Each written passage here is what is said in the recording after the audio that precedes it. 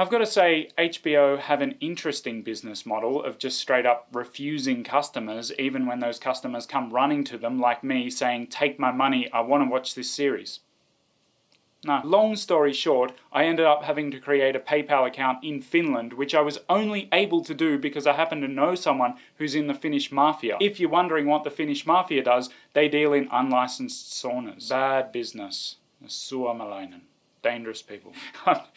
They don't actually have any unlicensed saunas. That would be horrible. Leave me a comment and tell me the most effort you've ever gone to be someone's customer. So anyway, I've now watched the series twice through and have read the novel twice, which is to say that I know it pretty well. And I've got to say that this series, in terms of cinematic or series productions of a novel, has to hold the record for better than the bookness. And yeah, a long time ago, I used to be one of those people who was like, no, I've read the book and it's better. I think the series missed some things.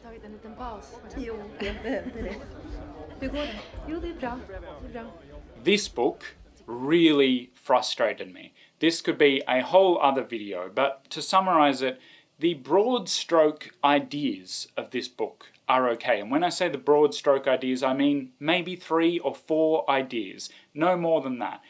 Everything else about the book is in the wrong place. The characters are a total mess in terms of what they're actually doing in the narrative. The writing is a strange combination of extremely naive and childish, as well as overly complicated and expositional. I certainly haven't ever read a book that is so mismatched in tone with its own content. If you've seen the series or read the book, you know some of the content in here is very heavy. This book is written like it's by a 10-year-old. It's almost as if an adult took an adult idea and went to a 10-year-old and said, write this book. Now, in case you're thinking, well, why did you read it twice, you idiot? Actually, I read it 3 times, so who's the idiot now? In all seriousness, it wasn't actually 3 times through.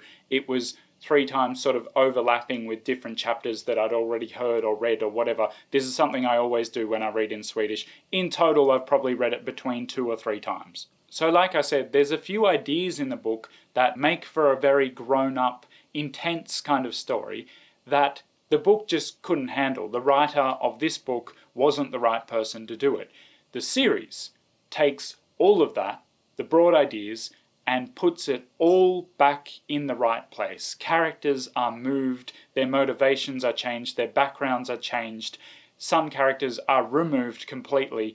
Everything is different, everything is better. If you're a purist for the book, you're going to hate this series because there's almost no resemblance beyond the main plot points. I remember seeing the trailer for this series and saying, damn, that looks intense, and then starting to read the book and thinking, this isn't intense, this is stupid. And that's not to say that they've changed things just for the sake of changing them. They're not just moving stuff around to surprise us. The things they've changed are very deliberate, they've made them better. Where the book will spend a page or 2 describing how a character feels and why they feel that way and just telling you things and never really showing you anything, the series will do the same thing in a shot, 2 shots, maybe a line. We'll get all that information that the book spent so long describing.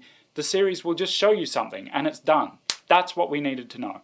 To me, it almost felt like the writer and director of the series were mocking the author because the efficiency with which they convey detail, the same kinds of details that are found in the book in pages, and they'll do it in a single shot, is just mind-blowing. And I don't mean efficiency in the bad way, like it's just trying to get through everything and just give you the information that you need. It's not like that. It's extremely atmospheric and rich. I just mean that it conveys a lot with a little. Kom igen nu!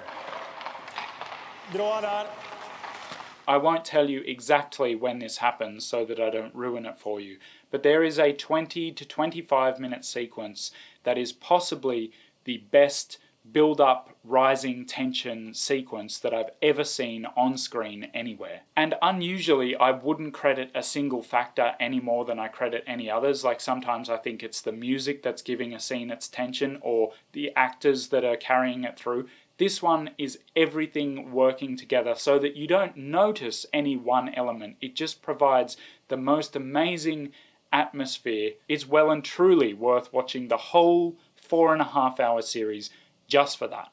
Which brings me to the cast, and it's incredible. I know it sounds pretentious, but this series is probably a masterpiece of casting. You just can't picture anyone else in the roles once you've seen these people in the roles they play and the way they play them and the way it's directed.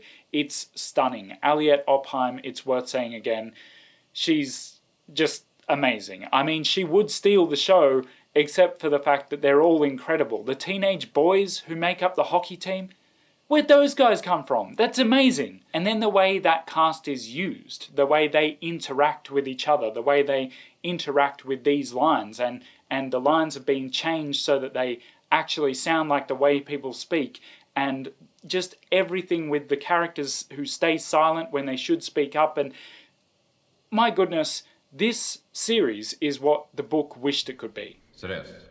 Vi kan ta det efter final. Having said all that, it pains me to say that the series is somewhat hamstrung by certain elements of the book that it needs to stick to. They can't change absolutely everything, and because then they might as well just have their own story that would then just be a sort of form of plagiarism. They have to stick to some elements of the book in order to make it a production of the book. And that's where it goes wrong. There is so much I could say about this, although a lot of it would be moving well into spoiler territory. I would say there are 4 characters who have good arcs, or who could have had good arcs from what we're given in the book, but the series tries to be liberal and give them all a kind of even arc so that we end up with this nice little bow. And what we end up getting is just a kind of half showing of all their arcs. We never really feel like one character is our main character, and I think that's a bit of a problem. Now, I know that some people are going to point to a potential season 2 because there is actually a sequel to this book, but it's not that I feel like we don't see the end of the story. We do. The problem is more that we don't see the in-between bits in the story. We don't get enough detail in any one character to feel like we saw their whole story. It doesn't feel unfinished, it feels half-baked.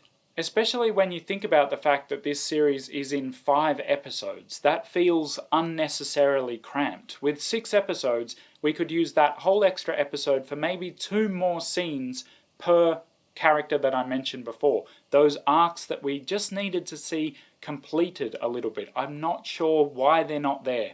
So what we get in the end is a series that is an incredible production of what is, in my opinion, a horribly written story. A good story, but a poorly written one. And the series just takes this to new heights and does everything almost perfectly, but then at the end kind of doesn't feel like it's done itself justice, because we still have things that just don't feel finished or feel rushed.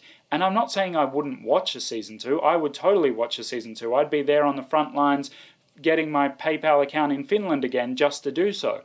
But it wouldn't repair season 1. It would just make another story. Season 1 wasn't unfinished. It just wasn't done quite properly in the end. Så jävla snabb. Det kommer bli helt jävla Oh, by the way, I actually made a short film that this series features in. It's kind of hard to describe how a series can feature in my short film, but it does. Check it out. I'll put the link in the description. It's just on YouTube on my other channel, and it's for us who like to watch things that are not in our native languages. As for this series, Björnstad, Beartown, whatever you're calling it, I highly recommend it. I can't recommend it highly enough. And it's not that I think it's perfect, as I explained in the review, but the bits of it that are perfect are so mind-blowingly good that you have to see it anyway. It's a must-watch just for even quite a few moments, not just a couple of moments. It is so good. I can't believe that Sweden produced this, HBO or not. And obviously I'm looking forward to seeing what HBO Nordic do in future series. If you've made it this far through the review, thank you so much for watching. Make sure to leave me a comment, get subscribed, all that stuff, and I'll see you for the next one. VCS.